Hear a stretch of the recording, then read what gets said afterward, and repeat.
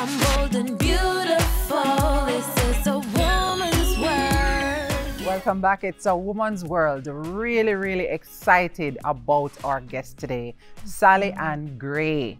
Hey, girl. Hi. Welcome. Hi, guys.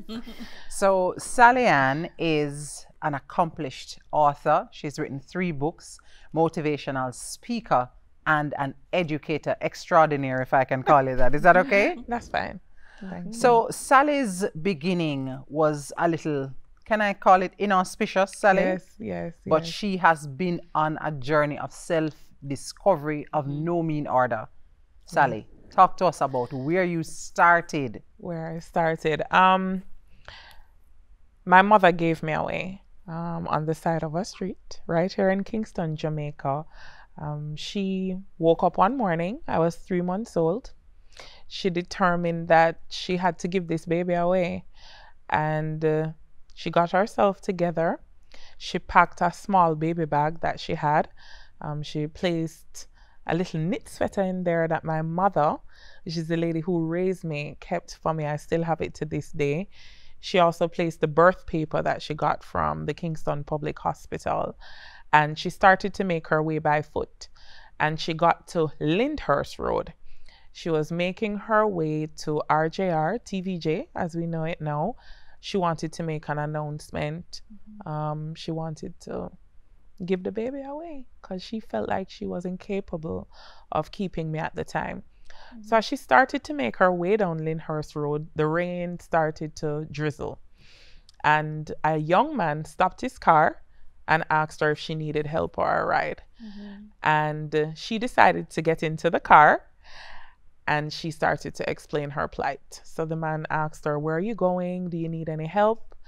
And she said, I'm going right down the road to RJR because I want to give away this baby. And the man's response to that was, my wife and I are unable to have children. Please don't do this. We will take the baby and we will care for her. Wow. And to that, they exchanged some particulars. I wasn't there, of course. I mean, I was there, but I was a baby, so I'm not clear as to everything that happened. I just have to take it based on what my parents share with me. And she went off into thin air, and my father took me home to his wife. Now, my father will share the story that he was on his way about his business. He doesn't know anything about baby. There's no car seat in the car. So what he did was he put me on the front seat, passenger seat, and barricaded me in with the bag because my mother gave him that bag. She says, everything I have for her is in here. The information from the hospital, apparently she shared with him, my dad, what unfolded between herself and my biological father and where she believes they would be able to find her. They being the man that raised me, my dad, and his wife. At what point did you hear this story, though? So I was 10 or 11. I was always very smart, bad like yours, bad, but I was always smart. So by the time I got to common entrance age, I went to St. Richard's Primary. And I remember completing a form associated with the exam. And I thought, my last name is not the last name of my parents. Because every time somebody would come to the house, they'd be like, Wagwan Sharpie. So my parents' last name is Sharp, but my last name is Sellers. Someone started saying something right here. So I started asking questions. And it was the response to my inquiry when my parents started explaining the series of events that led to me being their parents. And that was when all the problems started in my life. I remember after I passed the common entrance, I went to St. Andrew High School for girls. And it was around the latter part of first form into second form where I really started to manifest some of these bad behaviors. Listen. So what you do? Like what? Like thief out of the house. I would sneak out of my parents' house because here's the thing. You're living in a house with people who love and adore you. Don't get me wrong. My parents did the best that they could. But you calling people auntie, uncle. I'm being raised with two girls in the house who are my sisters. But they're really my mother's nieces because she took them in. So I'm not blood related to anybody here. And I'm just like really confused at 12. Like, so I started to sneak out of the house, cuss off girls, cuss off teachers. I remember always wanting to feel as though I belonged. So Andrews is an environment where you have a lot of super uptown girls. And of course, my parents are regular teachers. You know, they're teachers. They don't have a whole lot of money. I wasn't like living in the ghetto and broke and hungry or anything like that. However, I was not living in Acadia or Cherry Gardens, you know. And so I think because of how I felt when I heard that my mother handed me over to a stranger. The stranger was one, but what really had me acting out was that the stranger was a man. Because I thought to myself, I remember thinking to myself at 13, what woman would give her child? And I still tear up sometimes when I think about it, over to a man, because now I'm a mother. And I can't imagine giving, you know, if you even when you ask somebody to help you, it wouldn't be to a man, because I'm thinking how many things could have happened to me had he not been the man that he was. But to God be the glory. So how did your parents respond to this kind of acting out? Because, you know, you're going through this teenage phase, identity issues. So my parents were very loving, and they were very, I would say, understanding of where I was.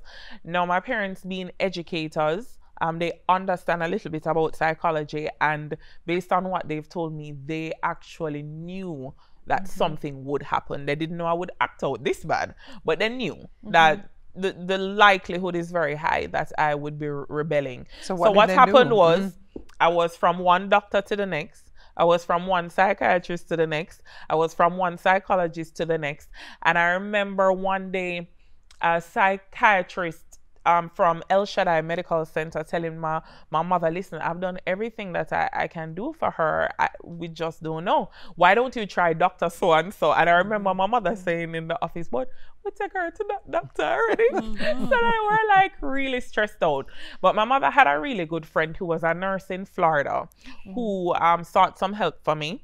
And they were able to place me on a drug called Pycnogenol, which was like a natural drug that would help to kind of calm me down. And there was a psychiatrist who came from overseas. My parents took me, and he diagnosed me along with another doctor at El Shaddai, saying that I had ADHD. Because by this time, Andrews want to kick me out. Can I just point out that I went to Andrews with Sally, and they kicked her out with very good reason, because she was getting up to all sorts of things, which I think included sliding under the back gate of the school to go a road while school was still in session. But I digress.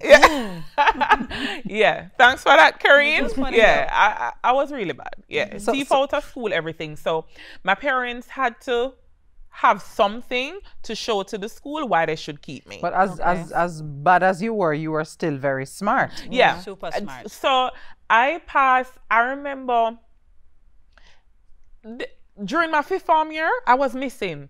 Like at months at a time, my parents couldn't find me. My teeth out, but they had this friend house up at Stony Hill, spent 2 nights with a friend, over Karine house. Karine and I are friends. I was just all over the place, and my parents would find me after a while, or the police would bring me home. It was just like a really bad time.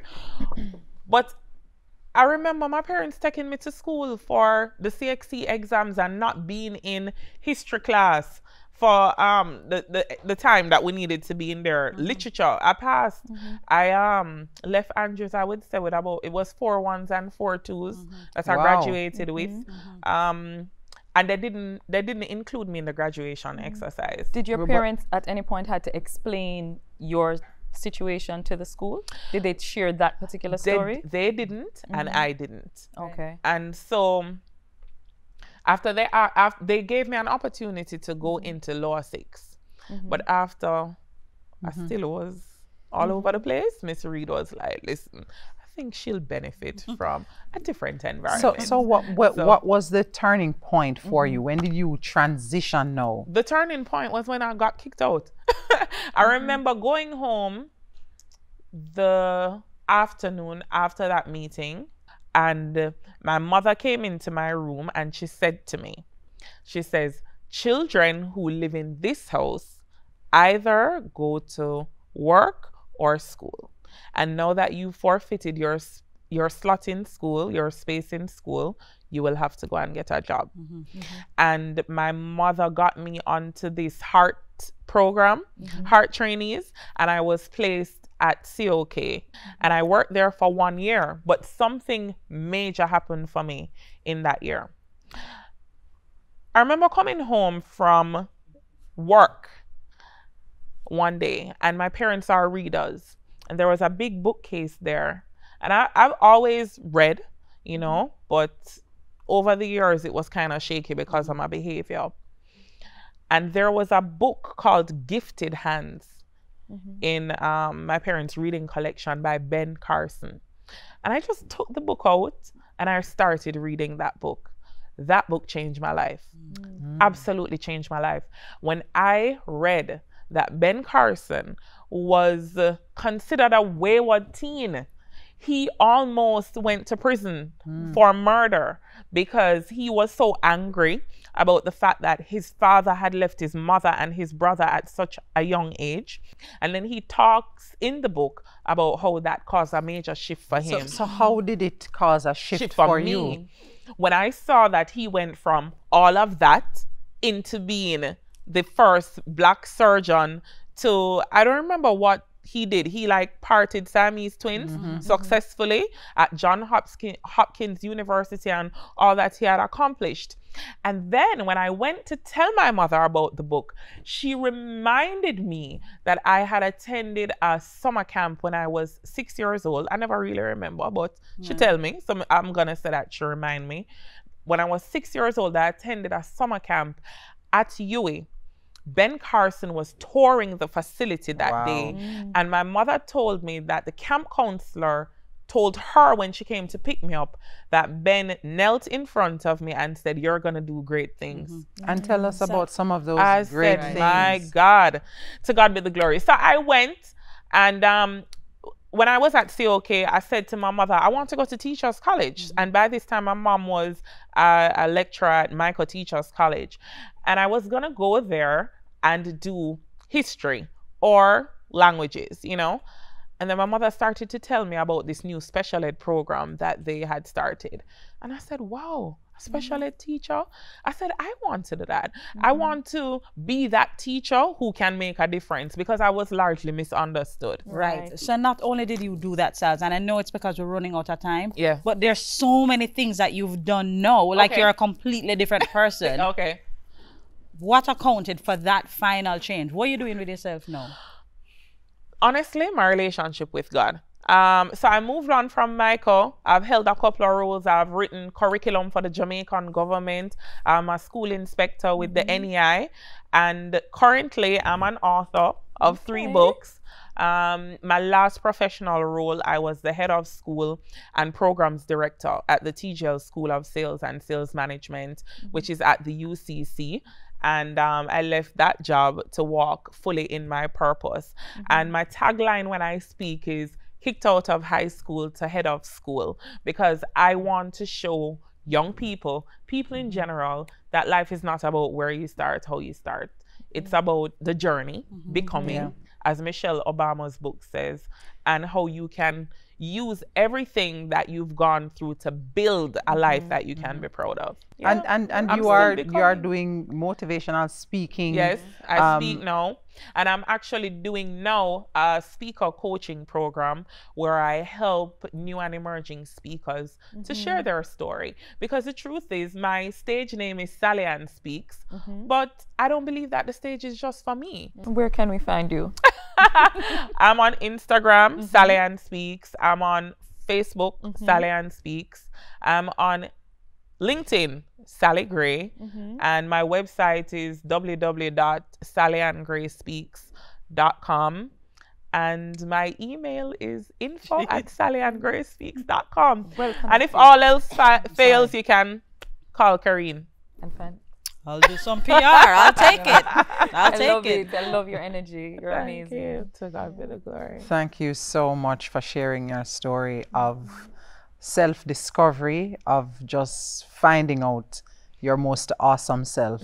And we just congratulate you and just keep it going, girl. Yeah, keep it going. thank you. Keep moving up. I'm humbled and thank you for having me. I You know, really give me appreciate it. humble still, but all right. Take it if you say so. Thank you. I appreciate it. All right. And with that, we're going to take a short break and come back with more on It's a Woman's World. I'm bold and beautiful. This is a